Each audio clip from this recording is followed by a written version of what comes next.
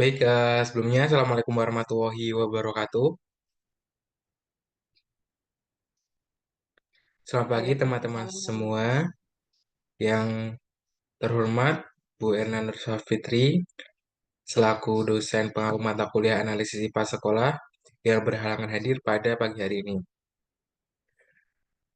Pada kesempatan kali ini kita akan melakukan presentasi mandiri mengenai analisis miskonsepsi pada materi perwarisan sifat. Untuk mempersingkat waktu, baik kita mulai agenda presentasi pada pagi hari ini. Pada pagi hari ini. Sebelumnya, mari kita buka dengan bacaan tasmiyah bersama-sama. Bismillahirrahmanirrahim. Untuk mempersingkat waktu, silahkan kepada teman-teman yang ingin presentasi untuk share screen hasil dari analisis miskonsepsi mengenai materi perwarisan sifat. Yang ingin presentasi siapa? Saya loh. Oke, dua orang ya, satu lagi.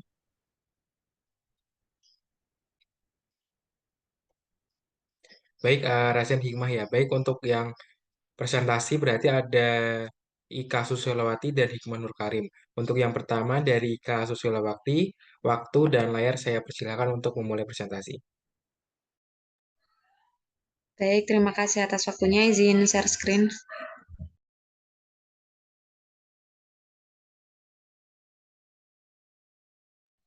Maaf, Luk, sebelumnya belum bisa share screen ini. Coba sekarang Ika.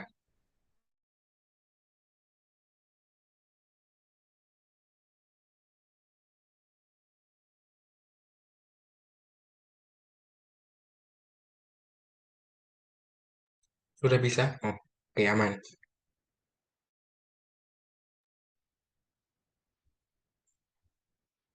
Oke, bismillahirrahmanirrahim. Assalamualaikum warahmatullahi wabarakatuh.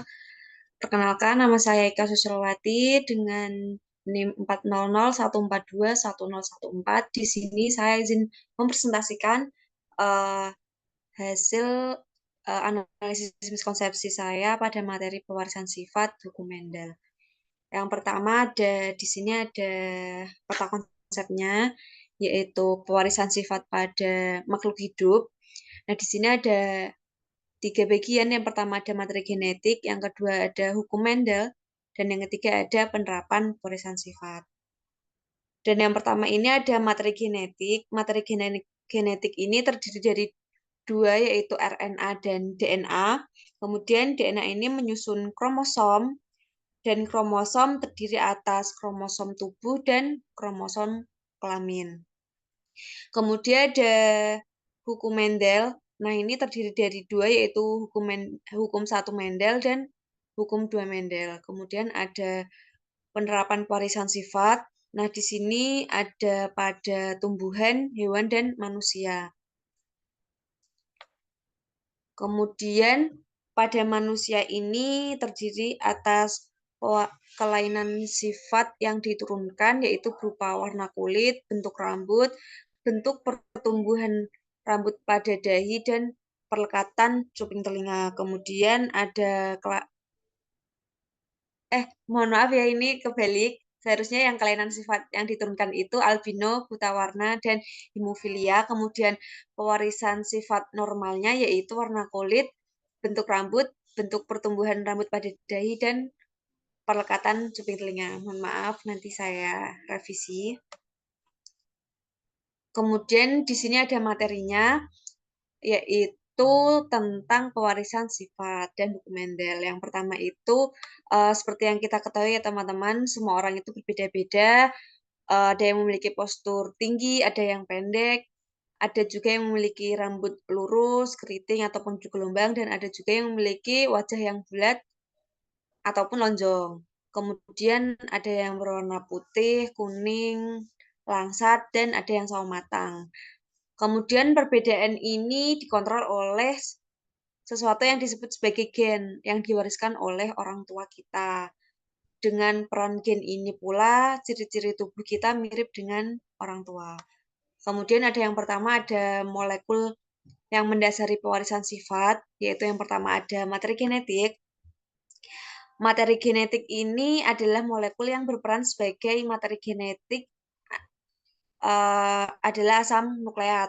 Nah, di sini ada dua macam asam nukleat yang berperan sebagai materi genetik, yaitu ada DNA dan RNA. Pada suatu untai DNA terdapat unit yang mempengaruhi sifat atau yang menentukan ciri setiap makhluk hidup yang disebut gen. Nah, di sini ada gambar untaian molekul DNA pada suatu sel.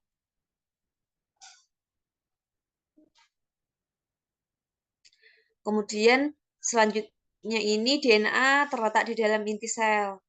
Namun ada pula DNA ini yang tidak terdapat di dalam inti sel. DNA merupakan untaian yang sangat panjang. DNA ini melilit pada protein yang disebut protein histon. Seluruh untai DNA tersebut dikenal dengan kromosom.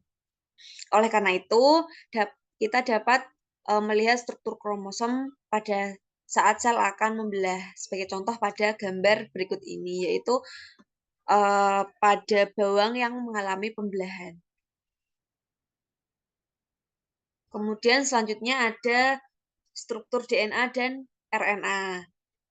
Penemuan struktur DNA ini tak lepas dari penelitian dari Maurits Wilkins dan Rosalind Franklin yang menggunakan teknik kristalografi atau difraksi sinar X untuk mempelajari struktur DNA pada tahun 1950 hingga 1953. Nah, berdasarkan penelitian beliau, Francis Crick dan James Watson ini mengemukakan bahwa DNA memiliki struktur seperti suatu untai ganda yang membentuk helix atau bentuk ulir. Seperti gambarnya seperti ini.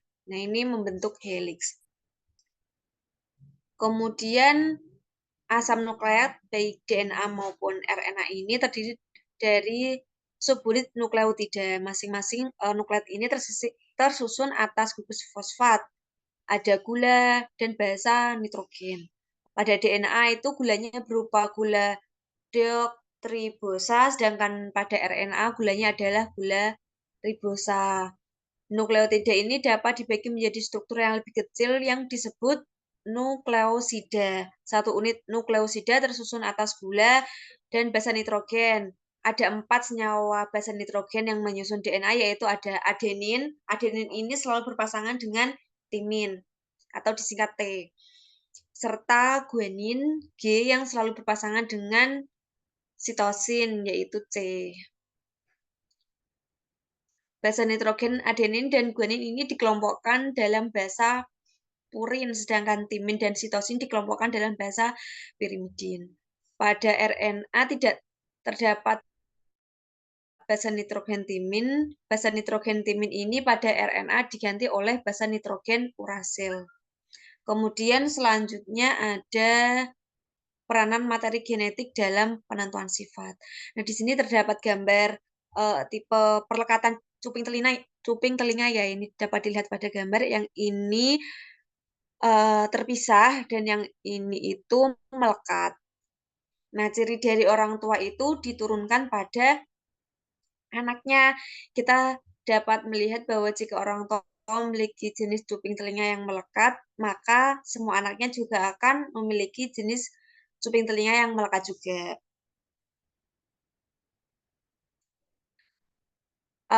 Dalam pewarisan sifat ini dikenal dengan istilah sifat dominan atau sifat resesif. Sebagai contoh, karakter jenis cuping yang terpisah dapat dikatakan mampu menutupi dan mengalahkan ciri jenis cuping telinga melekat. Nah, karakter yang mampu melekat atau menutupi karakter yang lain itu disebut sifat dominan.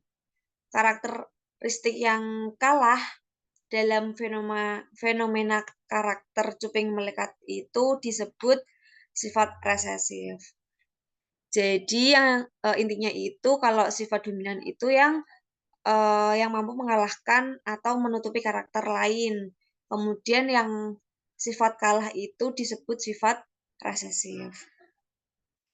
Kemudian gen ini bertanggung jawab atas sifat atau organisme. Gen itu dapat dilambangkan dengan huruf tertentu. gen dominan dapat ditulis dengan huruf kapital, sedangkan gen resesif ditulis dengan huruf biasa atau kecil. Kemudian ada variasi atau bentuk alternatif dari suatu gen itu, atau dalam hal ini yaitu gen G besar dan G kecil yang disebut dengan alel.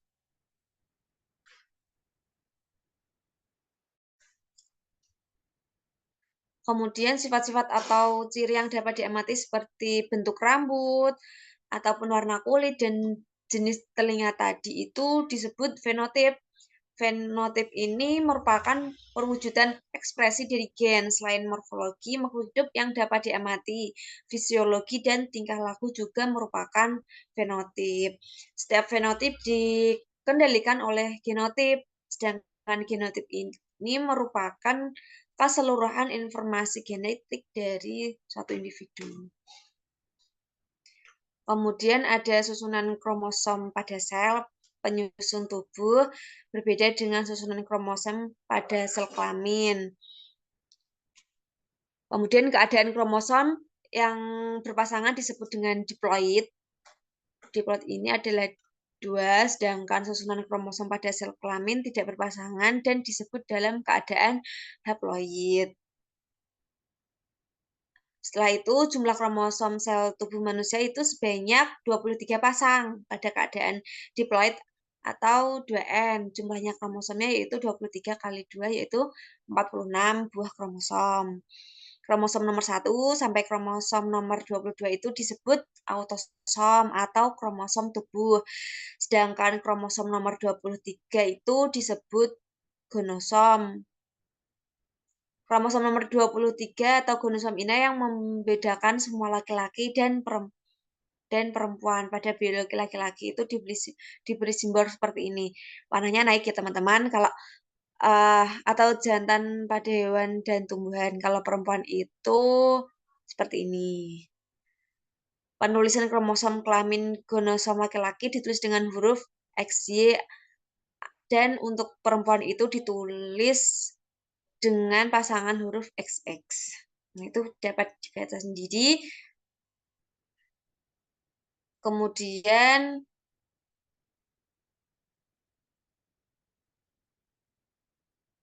nah di sini ada gambar gen. Nah, gen pada kromosom Y ini memiliki peranan penting dalam menentukan jenis kelamin pada manusia. Pada sel ovum hanya terdapat autosom dan kromosom kelamin X saja.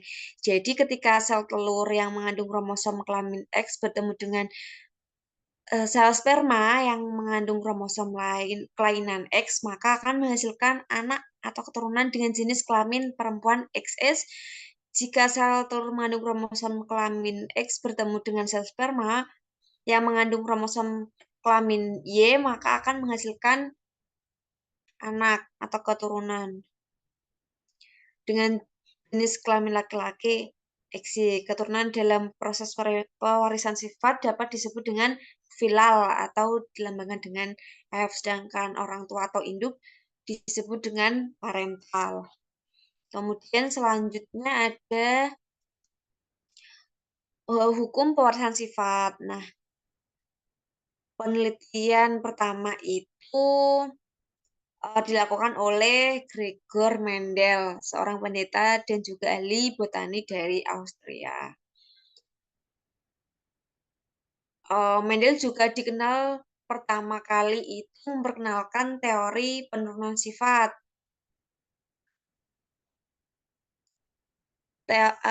Atas jasanya dalam bidang pewarisan sifat, beliau dijuluki sebagai Bapak Genetika. Mendel juga melakukan 2 jenis persilangan, yaitu yang pertama Mendel ini menyilangkan kapri ya teman-teman dengan satu sifat beda yang dikenal dengan persilangan monohibrid, dan yang kedua itu menyilangkan kapri dengan 2 sifat beda yang dikenal dengan persilangan dihibrida. Dapat dilihat pada gambar, yaitu ada variasi pada tanaman kapri. Kemudian yang pertama ada persilangan monohibrid atau satu sifat yang berbeda. Nah, pada penelitian pertama, Mendel ini menyilangkan kapri berbunga ungu dengan kapri yang berbunga putih. Ternyata seluruh keturunan pertama berbunga ungu, namun ketika keturunan tersebut disilangkan dengan sesamanya, keturunan kedua memiliki perbandingan 3 berbunga ungu dan 1 berbunga putih. Berdasarkan hasil persilangan yang dilakukan ini, rumusannya yaitu disebut dengan hukum satu Mendel atau disebut juga hukum segregasi. Hukum ini menyatakan bahwa pada waktu pembentukan gamet terjadi segresi atau pemisahan alela atau variasi gen secara bebas dari diploid ini menjadi haploid. Misalnya genotip suatu tanaman U besar dan U kecil, maka gamet yang dibentuk akan membawa gen U besar dan gen U kecil. Nah, ini uh, gambarnya ya teman-teman. Ini ada bunga ungu, UU, dan bunga putih. Kemudian disilangkan dan terbentuklah uh, bunga ini. Hasilnya yaitu bunga UU ini 1 dan U besar U kecil 2, kemudian yang bunga yang berwarna putih itu 1. Kemudian selanjutnya ada persilangan hibrida atau 2 sifat beda. Setelah melakukan persilangan pada bunga kapri yang berwarna ungu dan putih, selanjutnya Mendel ini mengawinkan 2 kacang kapri yang memiliki 2 sifat yang berbeda. Salah satu kacang kaprinya ini berbiji bulat dan berwarna kuning, sedangkan satunya lagi berbiji kisut dan berwarna hijau. Berdasarkan pengamatan yang telah dilakukan sebelumnya, Mendel ini menetapkan genotip untuk kacang kapri biji bulat dan berwarna kuning dengan genotip BBKB. Nah, ini besar semua ya, atau yang disebut dengan dominan. Dan kacang kapri ini berbiji kisut dan berwarna hijau dengan genotip BBKK kecil semua yang disebut dengan resesif. Berdasarkan hukum segresi, setiap variasi gen dapat berpisah secara bebas dan menghasilkan gamet sel sperma. Nah, ini dapat dilihat pada gambar. Jika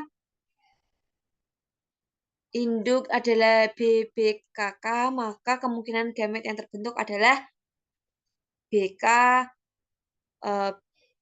BK, BK besar-besar, ada BK besar K kecil, B kecil K besar, dan B kecil K besar. Sifat biji bulat dan berwarna kuning merupakan sifat dominan sehingga setiap genotip dengan bentuk ini akan berbiji bulat dan berwarna kuning.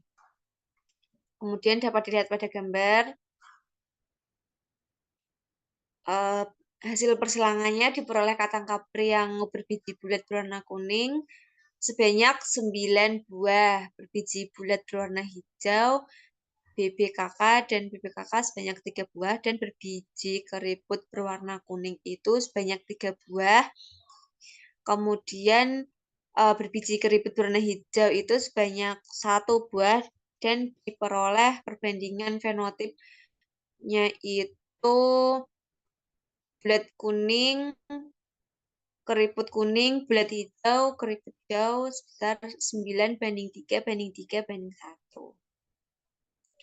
Berdasarkan hasil yang tampak pada turunan kedua ini, Mendel menyimpulkan bahwa pada saat pembentukan gamet, alela atau variasi gen yang menentukan karakter-karakter berbeda dapat bergabung secara bebas satu sama lain. Misalnya, suatu induk memiliki genotip B besar, B kecil, K besar, K kecil, maka gen B ini dan gen B kecil serta gen K besar dan K kecil akan memisah. Kemudian kedua pasangan tersebut akan bergabung secara bebas sehingga kemungkinan gamet yang terbentuk akan memiliki susunan gen B besar, K besar, B besar, K kecil, atau ini ya teman-teman.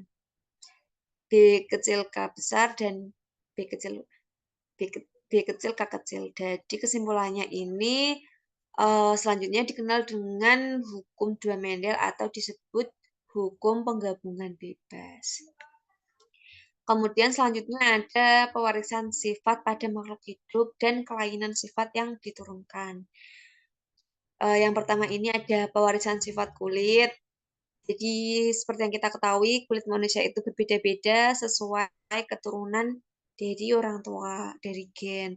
Gen ini mengode pembentukan pigmen kulit, yaitu pigmen melanin. Pigmen melanin ini menyebabkan kulit berwarna gelap, variasi atau alternatif gen warna kulit atau alela yaitu gen A, B, C. Orang yang memiliki gen AA, B, B, C, C memiliki kulit sangat gelap, sedangkan yang memiliki gen AA, B, B, C, C yang huruf kecil ini memiliki warna yang sangat terang. Kemudian untuk warna yang memiliki sawo matang ini ada A besar, A kecil, B besar, B kecil, C besar, dan C kecil. Selain akibat gen, faktor lingkungan seperti paparan sinar matahari itu juga berpengaruh pada fenotip warna kulit. Ini dapat dilihat model pewarisan warna kulit pada manusia.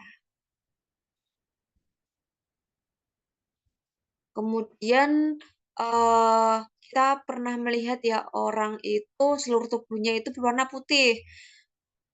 Termasuk juga rambutnya. Orang yang demikian itu mengalami kelainan yang disebut albino. Albino ini merupakan kelainan yang disebabkan tidak adanya zat warna atau pigmen yang disebut zat melanin.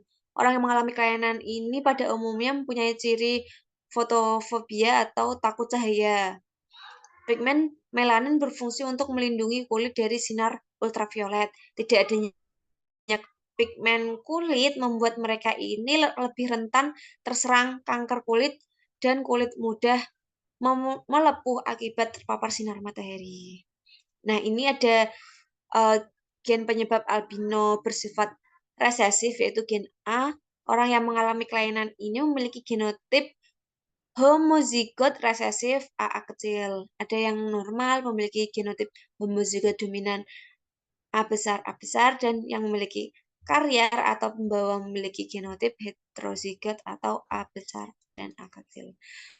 Kemudian selanjutnya ada pewarisan tipe perkataan kuping telinga seperti yang sudah saya jelaskan tadi, ada yang melekat dan ada yang juga yang gandeng gitu. Seperti yang telah dijelaskan tadi. Kemudian selanjutnya ada pewarisan bentuk rambut. Bentuk rambut ini juga dikode oleh gen. Ada dua macam gen yang mengendalikan bentuk rambut gen, yaitu gen C atau dominan. Itu mengkode rambut keriting dan gen S resesif mengkode rambut lurus. Bentuk rambut merupakan kasus yang menarik yang dikenal dominasi tidak sempurna. Artinya jika kita memiliki salah satu dari kedua jenis gen tersebut, kita dapat campuran dari keduanya yaitu rambut kita akan menjadi bergelombang. Jadi orang yang memiliki rambut keriting memiliki genotip C besar, orang yang memiliki rambut berombak memiliki genotip C besar S kecil, yang memiliki rambut lurus memiliki genotip SS. Nah, ini ada gambarnya rambut yang memiliki rambut keriting, rambut lurus, dan bergelombang. Kemudian selanjutnya ada pewarisan bentuk pertumbuhan rambut pada dahi. Ini dapat dilihat pada gambar, ada yang rambutnya sampai sini ya teman-teman, ada yang juga yang segini. Ada rambut yang melingkar biasa atau tumbuh seperti huruf F atau yang dikenal dengan widow's peak. Tumbuhnya rambut seperti V ini dikontrol oleh gen W. Gen W ini bersifat dominasi. Orang yang memiliki pertumbuhan rambut pada dahi memiliki gen WW atau gen W besar W kecil, sedangkan orang yang tidak memiliki pertumbuhan rambut seperti huruf F ini memiliki genotip homozigot resesif. Selanjutnya ada pewarisan kelainan buta warna. Nah, di sini ada gambar tes buta warna. Buta warna adalah kelainan seseorang yang tidak dapat membedakan beberapa warna dengan baik. Misal, biasanya antara merah, oranye, biru, dan hijau. Kelainan buta warna diakibatkan gen yang berada pada kromosom kelamin X. Kemudian selanjutnya ada pewarisan kelainan hemofilia.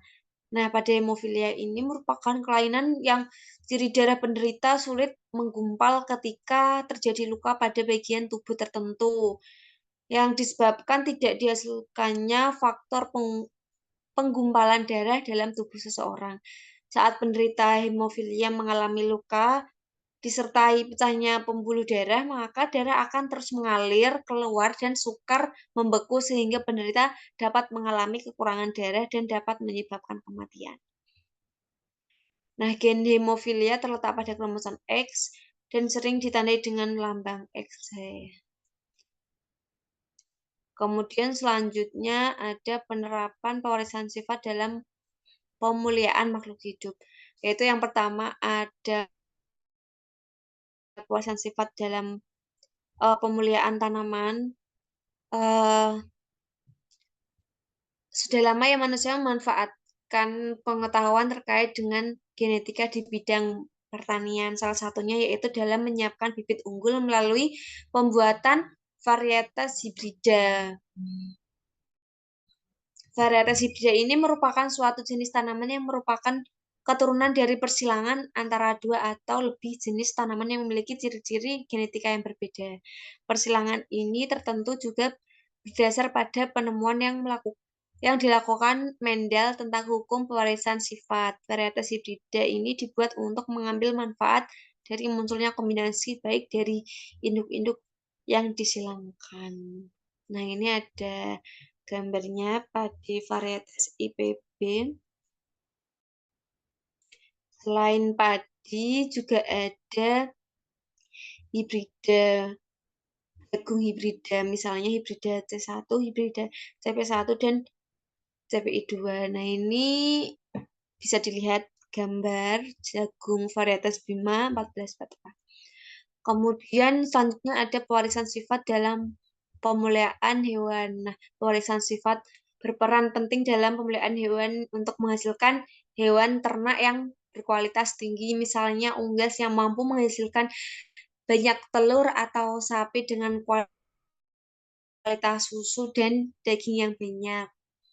Ayam potong atau ayam boiler sebenarnya itu juga merupakan hasil persilangan beberapa jenis ayam. Ayam boiler dapat dikelompokkan berdasarkan asal daerahnya antara lain ada Amerika, Mediterania, Inggris, dan Asia. Pada umumnya, ayam boiler di Indonesia juga berasal dari daerah-daerah tersebut. Contohnya, jenis ayam boiler dari Asia itu jenis Brahma yang berasal dari India. Ayam boiler dari Inggris misalnya jenis Cornish, ayam ini memiliki tubuh pendek tetapi menghasilkan banyak daging. Ayam boiler dari Amerika misalnya jenis Plymouth Rock memiliki bulu putih keabuan, tubuh besar, daging yang lezat dan mampu menghasilkan telur dengan baik. Ayam ini dihasilkan dari persilangan ayam Domiku dengan ayam jenis Black Cochin. Nah, di sini ada gambar dari ayam potong atau ayam boiler. Sekian materinya, kemudian selanjutnya ada analisis miskonsepsi. Nah, di sini dari Maulidi dan kawan-kawan Maulidi DKK pada tahun 2015, miskonsepsinya yaitu siswa mengartikan genetika masih seperti pengertian namanya, yaitu sebagai sesuatu yang menyuruh sifat-sifat manusia yang diturunkannya dari orang tua atau induknya, serta siswa ini mengartikan genetika sebagai ilmu yang mempelajari tentang sel atau sitologi. Konsep yang benar, genetika adalah cabang ilmu biologi yang mempelajari tentang gen, DNA, dan RNA, pewarisan sifat induk, dan perselangan gen. Dengan adanya kemajuan bioteknologi, pengertian genetika ini sedikit berbeda dari sebelumnya, yaitu genetika tidak hanya merujuk pada studi tentang pola pewarisan sifat dari induk kepada keturunannya saja, namun lebih jauh genetika telah banyak dipengaruhi oleh molekuler dan pengertian telah merubah menjadi studi tentang gen. Kemudian selanjutnya ada gen ini, siswa menganggap gen merupakan suatu seri triplet basa nitrogen yang terdapat pada pita DNA. Konsep yang benarnya itu, seri triplet adalah mRNA yang merupakan produk dari proses transkripsi dan modifikasi secara pasca transkripsi. Jadi, gen bukan atau seri triplet, tetapi membentuk banyak seri triplet atau kodon-kodon dan terdiri dari bagian yang akan digunakan dan dibuang saat transkripsi. Rata-rata satu gen terdiri dari 200 pasang basa, bukan hanya 3 pasangan basa. Kemudian selanjutnya ada siswa ini menganggap bahwa DNA berfungsi sebagai pembawa informasi genetika, di mana DNA merupakan polimer basa nitrogen yang berperan dalam pewarisan sifat. Konsep yang benar itu DNA ini berfungsi sebagai pembawa informasi genetik, di mana DNA merupakan polimer nukleotida yang berperan dalam pewarisan sifat. Kemudian selanjutnya miskonsepsi siswa ini mengartikan kromosom sama dengan DNA, mengartikan kromosom sebagai molekuler asam nukleat, serta mengartikan kromosom sebagai asam nukleat yang memiliki replikasi sendiri. Untuk konsep yang benar itu, kromosom tidak dapat disamakan dengan DNA ataupun molekul asam nukleat. Di dalam kromosom tidak hanya terdapat DNA ataupun RNA saja, namun juga terdapat protein histon dan non-histon. Selain itu, kromosom merupakan molekul asam nukleat yang bukan memiliki replikasi sendiri, tetapi melakukan replikasi sendiri. Kemudian selanjutnya ada siswa menganggap dalam replikasi DNA atau enzim polimerase merupakan enzim yang berfungsi memisahkan dua untai DNA. Konsep yang benar yaitu enzim polimerase adalah enzim yang penting dalam replikasi DNA yang berfungsi untuk mengkatalisasi reaksi polimerisasi deoksiribonukleotida menjadi untai DNA, atau dapat dikatakan enzim ini mengkatalisasi reaksi pembentuk DNA. Kemudian miskonsepsi yang keenam yaitu siswa beranggapan RNA memiliki rantai yang sama panjangnya dengan rantai DNA. Nah, konsep yang benar itu DNA memiliki bentuk double helix yang terdiri dari dua rantai yang saling berepilin, sedangkan RNA hanya terdiri atas satu rantai atau helix tunggal. RNA juga memiliki rantai nukleotida yang jauh lebih pendek jika dibandingkan dengan rantai DNA.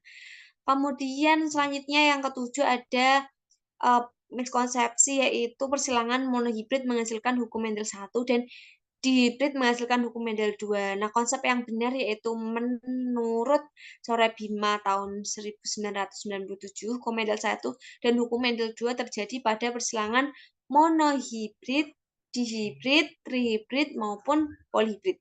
Kemudian miskonsepsi yang ke-8 yaitu kromosom homolog diartikan sebagai kromosom yang jenis. Siswa menganggap kata homo siswa sebagai sejenis atau sama. Biasanya kalau siswa itu kan, kalau homo kan mereka menganggapnya sama atau sejenis seperti itu. Jadi konsep yang benar, kromosom homolog memiliki kesamaan panjang, posisi sentromer dan pola pewarnaan, serta mempunyai gen-gen untuk ciri-ciri yang sama pada lokus-lokus yang bersesuaian. Kemudian konsepsi yang ke-9 yaitu siswa menganggap gen adalah satu-satunya penentu sifat. Konsep yang benar yaitu sifat seorang tidak diturunkan dari gen, namun lebih condong pada lingkungannya. Ini buat sifat ya teman-teman. Tidak ada gen yang memiliki sifat pemarah, baik lemah lembut ataupun pemalas.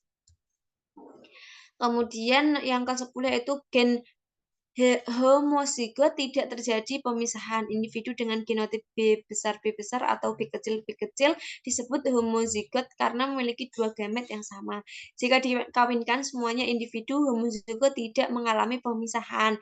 Individu dengan genotip B kecil disebut individu heterozigot. Jika dikawinkan semuanya individu heterozigot akan mengalami pemisahan. Nah, konsep yang benar yaitu bila individu genotip B besar atau B kecil dikawinkan sesamanya, maka tetap mengalami pemisahan atau mengalami hukum Mendel satu. Hanya saja hasil pemisahan adalah gamet yang sama yaitu B besar dan B besar atau B kecil dan B kecil. Demikian juga individu heterozigot akan mengalami pemisahan menjadi B besar dan B kecil. Jadi semua individu dengan genotip homozigot atau homozigot sama-sama akan mengalami pemisahan sesuai hukum Mendel satu. Kemudian selanjutnya ada miskonsepsi kromosom autosom mempunyai bentuk pasangan yang sama antara jantan dan betina dan memiliki jumlah 2N atau 2 dengan sifat diploid, sedangkan kromosom gonosom mempunyai bentuk pasangan tidak sama, artinya jantan dan betina berjumlah satu pasang atau bersifat haploid. Konsep yang benar itu kromosom autosom mempunyai bentuk yang sama pada individu jantan maupun betina dan memiliki jumlah N1 pada keadaan haploid yaitu pada sel gamet. Pada keadaan diploid yaitu pada sel tubuh, sedangkan kromosom gonosom itu mempunyai bentuk pasangan yang tidak sama antara individu jantan dan betina. Dari bentuk morfologi itu berbeda dan berjumlah sepasang. Kromosom gonosom tidak haploid karena kromosom gonosom ada di sel gamet dan sel tubuh. Pada haploid atau di dalam sel gamet, jumlah kromosom gonosom adalah satu. Pada diploid, jumlah kromosom gonosomnya ada dua atau satu pasang. Kemudian miskonsepsi yang terakhir yaitu siswa itu menganggap bahwa salah satu persamaan antara DNA dan RNA adalah komponen basa nitrogen pada golongan pirimidin. Nah, salah satu persamaan antara DNA dan RNA itu adalah komponen basa nitrogen pada golongan purin.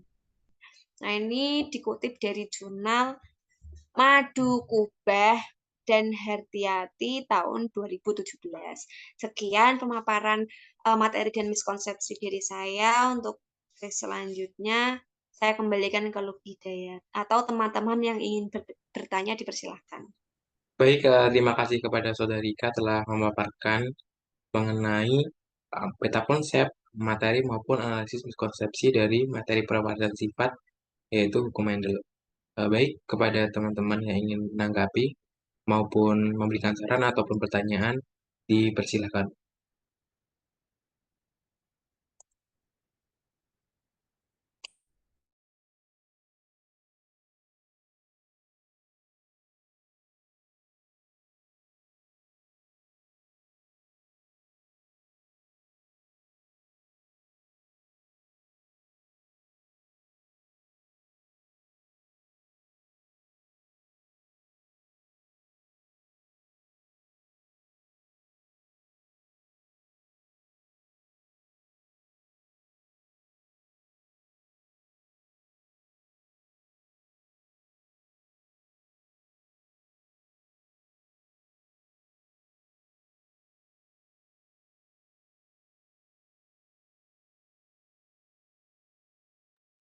Baik, mungkin Ika scroll yang di bagian ada triplet tadi yang analisis miskonsepsi.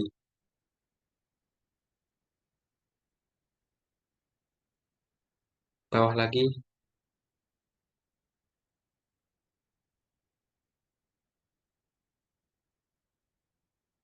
Nah, ini nomor 7 ya. Oke, kan izin bertanya ya kepada Ika.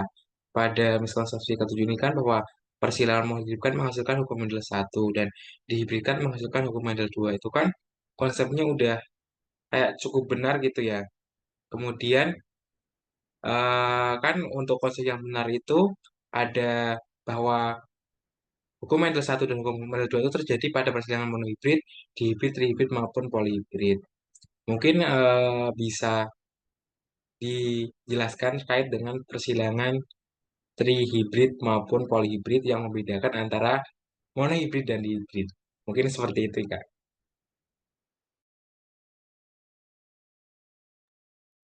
Baik, terima kasih atas pertanyaannya. Ini pertanyaannya ditampung dulu atau eh, mau ada yang tanya lagi? Mungkin jika ingin ada yang bertanya lagi, ditabung dulu tidak apa-apa. Kalau tidak ada ya langsung dijawab juga diperbolehkan. Oke, sebelumnya izin minta waktu sebentar untuk menyiapkan jawaban.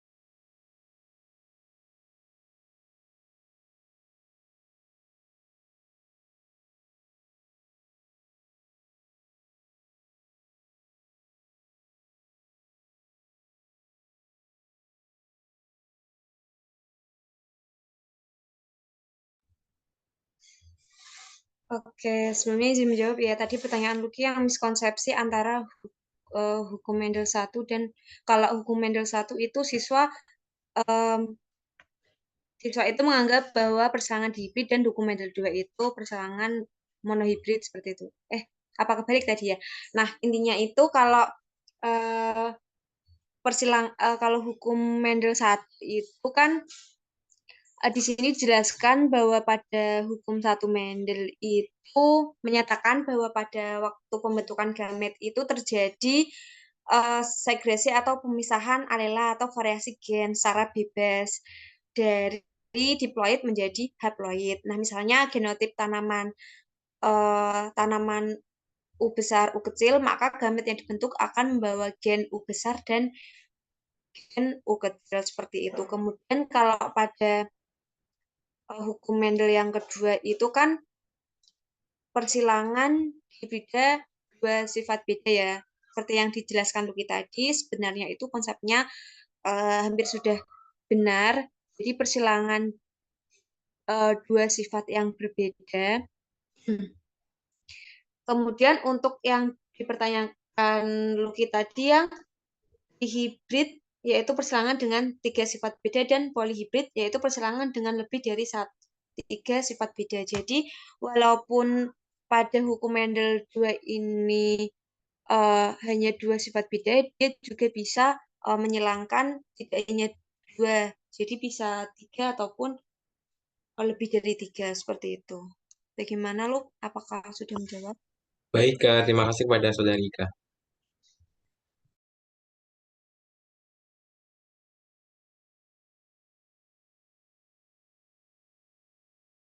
Baik, sama-sama. Mungkin selanjutnya apakah ada yang ingin ditanyakan lagi? Izin bertanya, Ika, pada bagian miskonsepsi.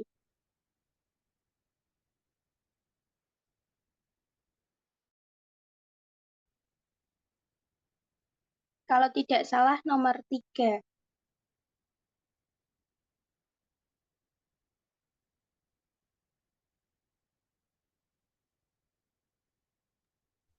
Ini ya, nomor 3. Iya, itu kan DNA berfungsi sebagai pembawa informasi genetik. Nah, di miskonsepsi juga seperti itu, namun di konsep pembenaran juga seperti itu. Nah, mungkin em, bisa dijelaskan bagian mana yang salah, kemudian apakah jika itu dihilangkan dapat ada keterkaitannya dengan DNA merupakan polimer. Itu kan kalau yang satu DNA merupakan polimer. Nah, yang konsep yang benar kan DNA merupakan polimer, polimer nukleotida. Nah, itu tuh konsepnya seperti apa itu. Terima Baik, terima kasih atas pertanyaannya. Mungkin izinkan saya untuk eh, mencari jawabannya terlebih dahulu.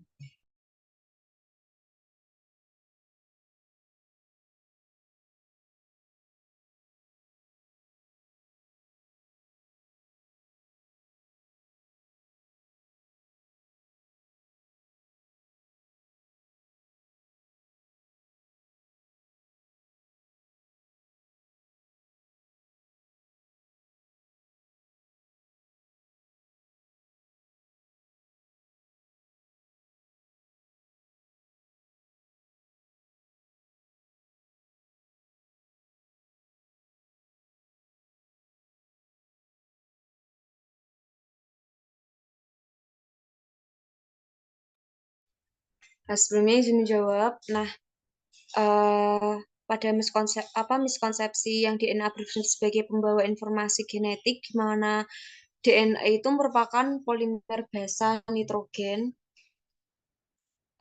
yang berperan dalam pewarisan sifat. Untuk konsep yang benar itu kan DNA yang berfungsi sebagai pembawa informasi genetik itu memang ya DNA itu berfungsi sebagai pembawa informasi genetik, di mana DNA ini merupakan polimer nukleotida, bukan polimer basa yang berperan dalam pewarisan sifat. Nah, ini perbedaannya pada polimer basa nitrogen dan polimer nukleotida yang berperan dalam pewarisan sifat. Jadi DNA ini harus mampu menyimpan informasi genetik dan bisa meneruskan informasi tersebut secara tepat keturunan makhluk hidup dari generasi ke generasi. Fungsi ini adalah fungsi genotipik yang dilakukan melalui replikasi. DNA ini bertugas mengatur perkembangan fenotip organisme. Mungkin kalau dari saya seperti itu. Apakah ada yang ini? Apakah sudah menjawab atau ingin menyanggah lagi? Dipersilakan. Sudah Ika, mungkin saran dari saya akan lebih baik jika DNA berfungsi sebagai pembawa informasi genetik itu dihilangkan gitu ya. Jadinya tuh enggak, kan itu DNA berfungsi sebagai pembawa informasi genetik kan sama kayak konsep yang benar. Jadinya itu tidak usah dicantumkan seperti itu. Terima kasih. Baik, terima kasih Fatma atas sarannya. Nanti saya perbaiki. Ada yang ingin ditanyakan lagi ataupun memberi saran, masukan, dipersilahkan. Mungkin cukup aja. Nggak apa-apa, ikat gitu. Terus lanjut ke hikmah. Baik, terima kasih atas waktunya teman-teman dan terima kasih yang sudah mendengarkan. Sekian dari saya, kurang lebihnya mohon maaf. Wassalamualaikum warahmatullahi wabarakatuh. Waalaikumsalam warahmatullahi wabarakatuh. Baik, terima kasih kepada Saudari Ika. Untuk selanjutnya, kepada Saudari Hikmah, saya persilakan untuk mempresentasikan mengenai mungkin peta konsep sama analisis konsepnya saja ya, terkait materi mungkin dipersingkat, atau mungkin jika ada yang beda sama Ika mungkin bisa ditekankan seperti itu Hikmah. Kepada Hikmah, waktu dan layar saya persilakan. Oke, baik, izin share screen.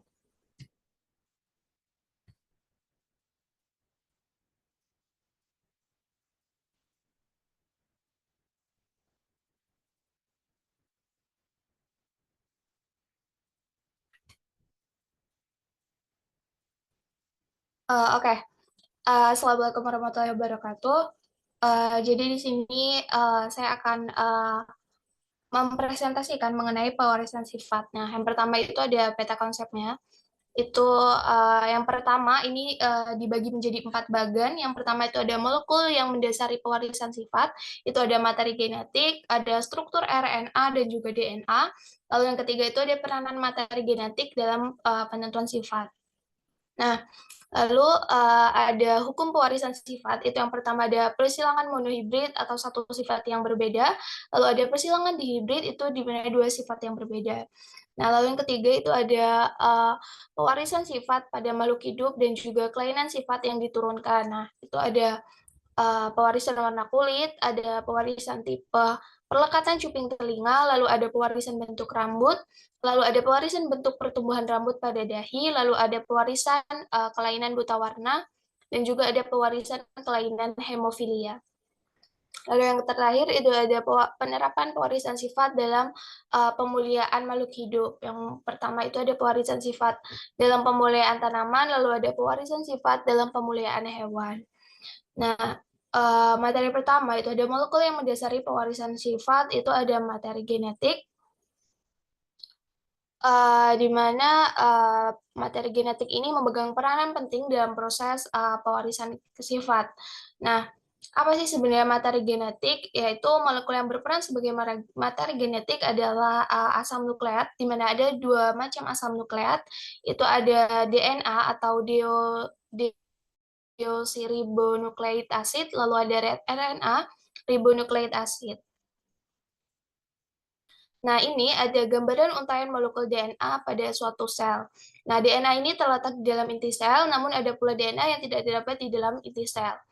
Nah, DNA itu melilit pada protein yang disebut dengan histon. Nah, seluruh untaian DNA tersebut dikenal dengan kromosom. Nah, pada saat sel akan membelah, kromosom itu memadat sehingga lebih mudah diamati. Nah, oleh karena itu, kita dapat melihat struktur kromosom pada sel yang akan membelah.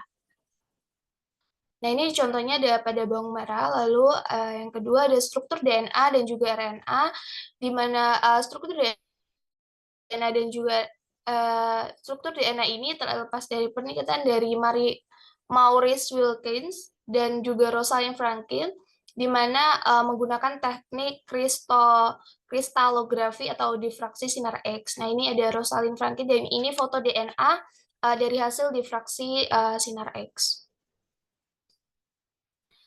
Nah, lalu yang ini ada struktur molekul DNA, yang ini struktur helix, yang ini ada struktur kimia parsial DNA.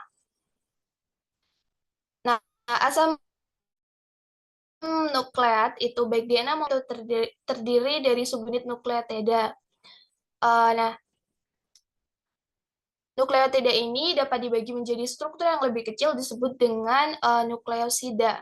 Nah, satu unit nukleosida itu tersusun atas gula dan juga basa nitrogen tanpa gugus fosfat. Nah, ada 4 senyawa basa nitrogen yang menyusun DNA, yaitu adenin yang berpasangan dengan timin, lalu ada guanin yang selalu berpasangan dengan sitosin. Yang ketiga itu ada peranan materi genetik dalam penentuan sifat. Tentu kita memahami bahwa ciri dari orang tua itu diturunkan pada anaknya. Nah, misalkan orang tua memiliki jenis cuping telinga yang melekat, maka semua anaknya itu juga akan memiliki jenis cuping telinga yang melekat. Nah, jika salah satu dari orang tua itu memiliki jenis cuping telinga yang terpisah, maka anaknya itu juga akan memiliki jenis cuping telinga yang terpisah. Nah, ini pada gambar ini ada tipe perlekatan cuping telinga yang ini terpisah, memiliki gen G besar atau G besar G kecil. Lalu yang ini melekat, itu yang memiliki gen G kecil G kecil. Nah, dalam pewarisan sifat itu dikenal dengan istilah sifat dominan dan juga sifat resesif.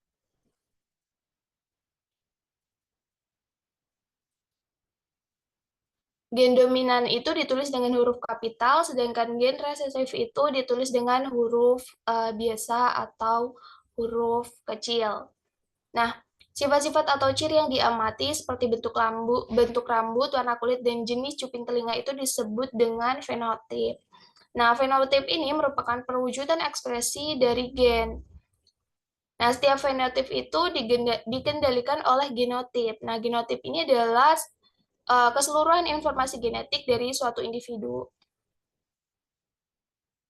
Nah, ini ada karotip perempuan dan juga laki-laki. Jadi ini perempuan dan ini laki-laki. Kemarin saya lupa menambahkan. Jadi perempuan itu memiliki karotip 22 A besar plus X besar.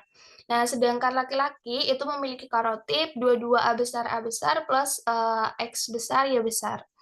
Nah, jadi pada perempuan itu ada sel ovum, terus di laki-laki itu ada sel sperma.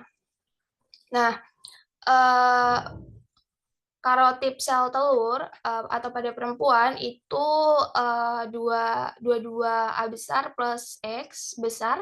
Lalu jika pada laki-laki atau sel sperma itu 22 A besar plus Y besar atau 22 A besar plus X besar. Nah, keadaan kromosom yang berpasangan itu disebut dengan diploid. Di itu sama dengan 2. Sedangkan susunan kromosom pada sel kelamin tidak berpasangan, itu disebut dalam keadaan haploid. Nah, kromosom dari nomor 1 sampai dengan nomor 22 itu disebut dengan autosom atau kromosom tubuh. Sedangkan kromosom dari nomor 23 itu disebut gonosom atau kromosom kelamin. Nah, ini ada diagram kromosom perkawinan laki-laki dan juga perempuan. Nah, keturunan dalam proses pewarisan sifat itu dapat disebut dengan filia, sedangkan orang tua atau induk itu disebut dengan parental.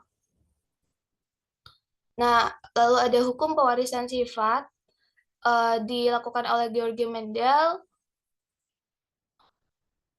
Nah, mencatat hasil temuannya pada Nature Science Society of Bern pada tahun 1886. Nah, jadi Georg Mendel ini dikenal dengan bapak genetika dengan memvariasi pada tanaman kapri. Nah, yang pertama itu ada persilangan monohibrid atau satu sifat beda. Berdasarkan hasil persilangan yang dilakukan Mendel, itu mengemukakan rumusan yang disebut hukum Mendel 1 atau disebut juga hukum segregasi. Nah, hukum segregasi ini menyatakan bahwa pada waktu pembentukan gamet terjadi segregasi atau pemisahan alea atau variasi gen secara bebas dari diploid menjadi haploid. Misalnya genotip suatu tanaman U besar U kecil, maka gamet yang dibentuk akan menjadi gen U besar dan gen U kecil. Nah, di sini ada bagian persilangan monohibrid di mana di sini itu mempersilangkan bunga ungu dan juga bunga putih. Dilambangkan dengan U besar dengan U kecil. Yang kedua ada persilangan dihibrid atau dua sifat beda. Nah, setelah melakukan persilangan pada bunga kapri yang berwarna ungu dan putih, selanjutnya Mendel itu mengawinkan dua kacang kapri dua sifat yang berbeda. Nah, salah satu kacang kaprinya itu berbiji bulat dan berwarna kuning, sedangkan pasangannya itu berbiji kisut dan berwarna hijau. Nah, ini ada bagian persilangan dari dihibrida.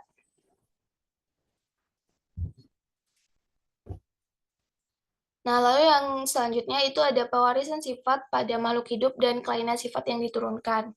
Yang pertama itu ada pewarisan warna kulit. Jadi setiap orang itu memiliki warna kulit yang berbeda. Nah, ternyata warna kulit itu dikode oleh banyak gen. Misalnya gen pengode warna kulit adalah gen A, B, C. Gen ini mengkode menentukan pigmen kulit, yaitu melalui pigmen melamin. Nah, ini ada mode pewarisan sifat warna kulit pada manusia. Nah, selain itu ada orang yang mengalami kelainan itu disebut dengan albino. Nah, albino ini kelainan yang disebabkan tidak adanya zat warna atau pigmen disebut dengan zat melamin. Nah, ini ada orang albino. Lalu yang kedua, pewarisan tipe perlekatan cuping telinga dikontrol oleh gen, yaitu gen G, terpisah atau terlepas dari gen G kecil itu untuk cuping telinga yang melekat. Lalu yang ketiga ada pewarisan bentuk rambut. Jadi setiap orang itu memiliki bentuk rambut yang berbeda, ada yang keriting, lurus, dan gelombang. Lalu ada pewarisan bentuk pertumbuhan rambut pada dahi, itu ada yang berbentuk V dan juga ada yang berbentuk W. Lalu ada pewarisan kelainan buta warna. Lalu ada pewarisan kelainan hemofilia. Nah, ini luka pada orang yang menderita hemofilia. Lalu ada penerapan pewarisan sifat dalam pemulihan makhluk hidup. Itu ada pewarisan sifat dalam pemulihan tanaman. Ini ada pada padi varietas IPB 4S. Lalu ada pewarisan sifat dalam pemulihan hewan. Nah, untuk selanjutnya ini miskonsepsi. Yang pertama, itu siswa beranggapan bahwa RNA memiliki rantai yang sama dengan panjangnya dengan rantai DNA. Nah, DNA ini memiliki bentuk, sedangkan konsep yang benar itu DNA memiliki bentuk double helix yang terdiri dari dua rantai yang saling berpilin, sedangkan RNA itu hanya terdiri atas satu rangkai atau helix tunggal. Nah, RNA ini juga memiliki rantai nukleotida yang jauh lebih pendek jika dibandingkan dengan rantai DNA. Nah, ini sumbernya dari Sarhim 2015. Lalu ada, jadi siswa mempercayai gen adalah satu-satunya penentu sifat. Jadi sifat seseorang itu tidak diturunkan dari gen, namun lebih condong pada lingkungannya. Jadi tidak ada gen yang mewakili sifat pemarah, baik, lemah lembut, ataupun pemalas. Jadi kalau misalkan kita itu sifatnya pemarah, mungkin ada pressure yang kita dapat, ataupun ada tekanan yang kita dapat yang bisa memicu sifat pemarah kita itu. Selanjutnya itu ada kromosom gen dan DNA sama-sama merupakan faktor pembawa dan juga penentu sifat pada makhluk hidup. Nah, konsep yang benar itu kromosom dan gen itu mengendalikan, bukan membawa. Jadi, mengendalikan pewarisan sifat pada makhluk hidup. Jadi ini ada kesalahan di miskonsepsi yang keempat. Kita langsung aja ke yang kelima, itu ada gen homozigot itu tidak terjadi pemisahan. Nah, individu dengan genotip B besar atau B kecil itu disebut dengan homozigot karena memiliki dua gamet yang sama. Nah, jika dikawinkan dengan sesamanya, individu homozigot itu tidak akan mengalami pemisahan. Nah, individu dengan genotip B besar B kecil itu disebut individu heterozigot. Nah, jika dikawinkan sesama individu heterozigot akan mengalami pemisahan. Nah, sedangkan untuk konsep yang benar itu bila individu genotip B besar atau B kecil dikawinkan sesamanya, maka tetap mengalami pemisahan atau mengalami hukum Mendel 1. Hanya saja hasil pemisahan adalah gamet yang sama, yakni B besar dan B besar, atau B kecil dan B kecil. Nah, demikian juga individu heterozigot akan mengalami pemisahan menjadi B besar dan B kecil. Nah, jadi semua individu dengan genotip homozigot homozigot atau heterozigot itu sama-sama akan mengalami pemisahan sesuai dengan hukum Mendel 1. Nah, baik, untuk selanjutnya akan saya serahkan ke Luki. Bagi yang ingin bertanya, dipersilakan.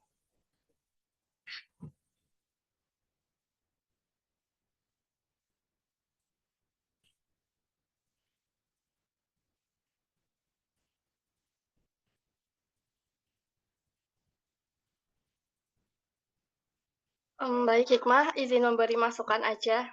Ya, baik Ira, Iya. dipersilahkan. Di bagian peta konsepnya,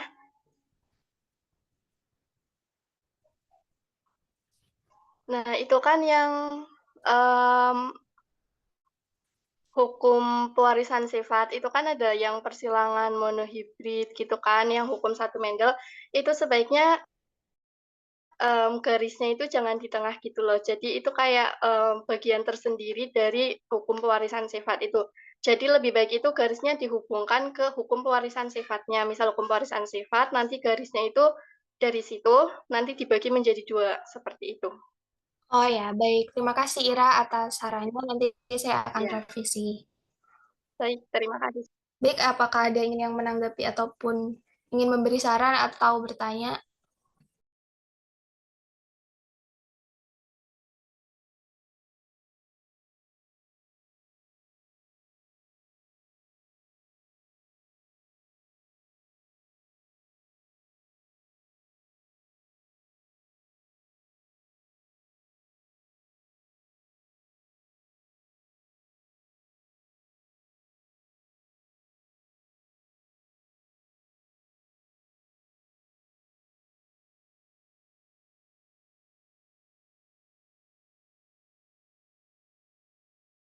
Mungkin jika tidak ada, ditutup aja, tidak apa-apa Hikmah.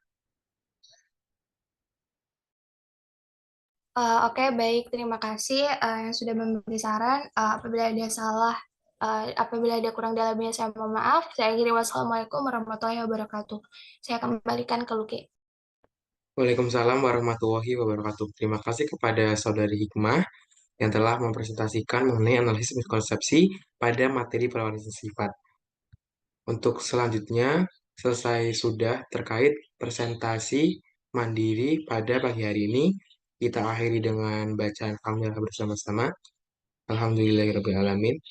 Terima kasih kepada teman-teman yang telah mendengarkan maupun menanggapi dan bertanya terkait teman-teman kita yang presentasi, yaitu Ika dan Hikmah. Selanjutnya saya tutup. Sekian agenda presentasi pada pagi hari ini. Kurang lebihnya mohon maaf. Wassalamualaikum warahmatullahi wabarakatuh.